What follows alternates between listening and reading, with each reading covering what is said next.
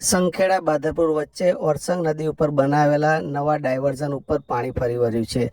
હાલમાં રસ્તા ઉપર તંત્ર દ્વારા અવરજવર બંધ કરાઈ છે. પોલીસ તંત્ર પણ અહીંયા પહોંચી ગયું છે. સ્ટેટ આરએનબીના અધિકારીઓ પણ અત્યારે દોડી આવ્યા છે.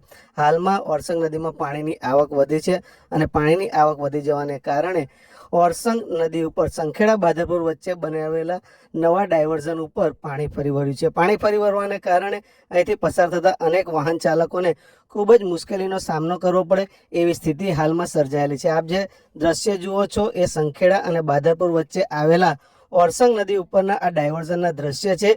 સંખેડા બાદરપુર વચ્ચેનું જે ડાયવર્ઝન છે એની ઉપર પાણી ફરી વળ્યું છે. રેલિંગનો પણ કેટલોક ભાગ પાણીમાં ધરાશયી થઈ ગયો છે. બાજુમાં પુલનું કામ ચાલી રહ્યું હતું અને તેને કારણે નદીમાં ડાયવર્ઝન બનાવવામાં આવ્યું હતું. હાલમાં આ ડાયવર્ઝન ઉપર પાણી ફરી વળ્યું છે.